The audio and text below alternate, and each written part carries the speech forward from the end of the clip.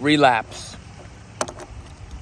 The day you relapse, whether it be jerking off, whether it be alcohol, whether it be coke, whether it be pills, overeating, catching ourselves. We have one pop tire. It can feel like, fuck, I already popped the tire. I might as well pop the other three, burn the fucking truck, and just go down this hill. And our self-talk is nagging at us, telling us we're not worthy. We're not worth it. Why even bother? No one cares anyway. What the fuck? People do care. Matter of fact, there's a future family that you have. Maybe you have kids. For me, I have to visualize a kid, or I think about my nieces, my godson, my nephews, and my future family. Because that's who we're letting down. We're choosing this vice, this escape over what's really important. And I got a call from a buddy who went months without jerking off. Started spending more time with his family, spending more time with his friends, felt more connected, and then he relapsed. And I made a video on this on my Instagram, but it was a regression is really a progression.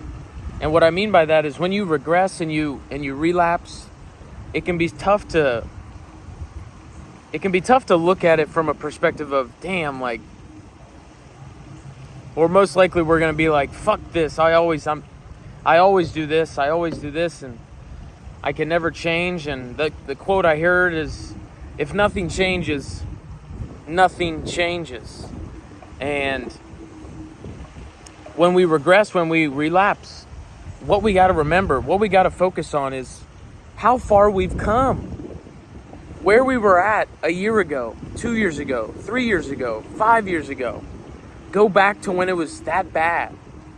And it's going to be painful because you just regressed. Your feelings of shame, guilt, and regret are there. But if we can go back to those moments when we did relapse, when we did fuck up, and retool and realize that this regression is a progression. It's reminding us of how far we've come. And we're retooling our mind. This is not a one-day fix. This is not a get rich quick or a take the magic pill, limitless Bradley Cooper. This is not that. But the daily subtle changes, noticing. And I had the conversation with my buddy. I was like, bro, you're so far ahead because you're aware. Step number 1, awareness. Aware that there is a problem. People that go all week and then drink on the weekends, they always regret it. Or people that drink a little bit through the week or have a beer when they get home, or they drink a little here or drink a little there. I was reminding him, like, you're in a spot where you're aware of your problem. You're aware that this is nagging at you. And with porn, men have been conditioned that it's fine, it's okay. But the statistics are out. Men are having less and less sex. Sex is very healthy. And when I help people and help myself, most importantly, it's not like we can't have sex. It's we're not gonna go the easy route. Okay, because you gotta meet a woman, you gotta introduce yourself, you gotta get out of your comfort zone. Okay, you gotta date, you gotta charm, you gotta seduce, you gotta be on your game.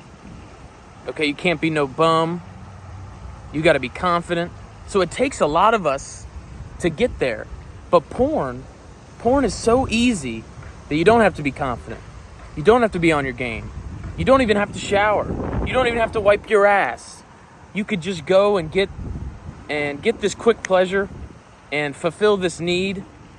And part of you's like, what the fuck is wrong with me? No one ever feels fucking good. And most of the people I speak to that want to quit it and they're aware, they feel feelings of shame and guilt after they indulge in pornography.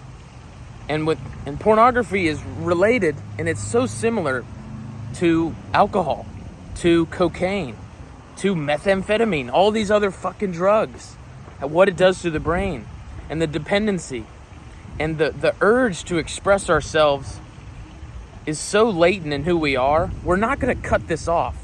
We're going to transmute this energy, realizing that we're still going to have this energy. It's still going to express itself, but through the avenue in which we express.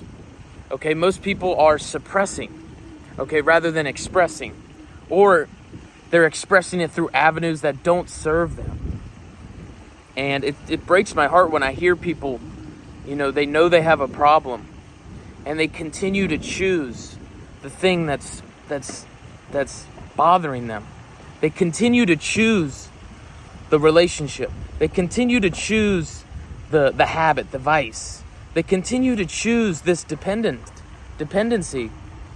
And they unconsciously know. And sometimes if they're fortunate, they can consciously know, like, if I keep going down this road, I'm going to lose what I value most.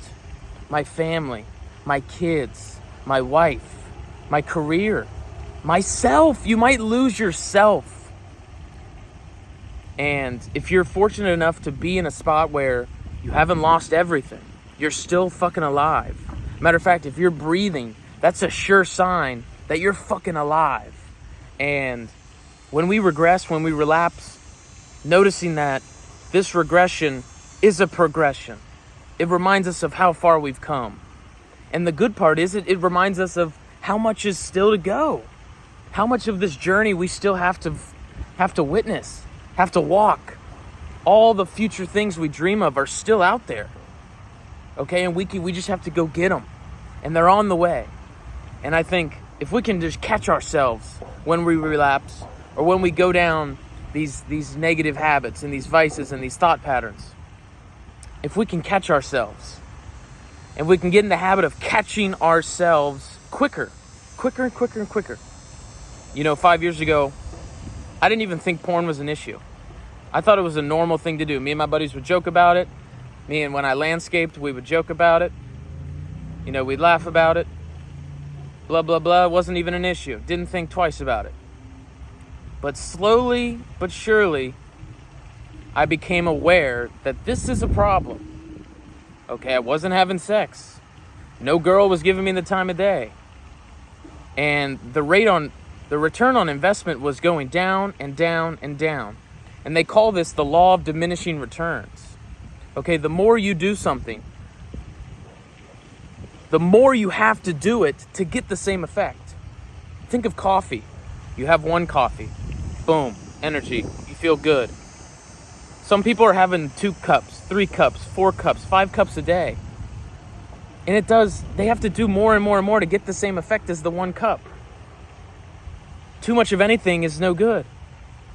Now, for me, I've realized with an addictive personality, I can't do that. I have to cut it out entirely. I have to find a replacement. I have to replace the old behavior. I have to replace it with something empowering, something that serves me. And once you're suffering and you're aware that you're behind your suffering, after that moment that you're aware, you are choosing to suffer. You are choosing these behaviors.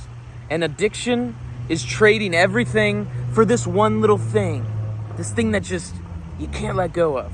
But recovery, of reinvention, of progression, is trading that one thing for everything.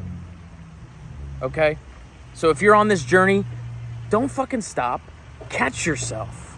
Catch your fucking self and realize your regression is a progression, because it's reminding you of how far you fucking come. Okay? Carry on. Stay strong. Keep going. Catch yourself. Let's go.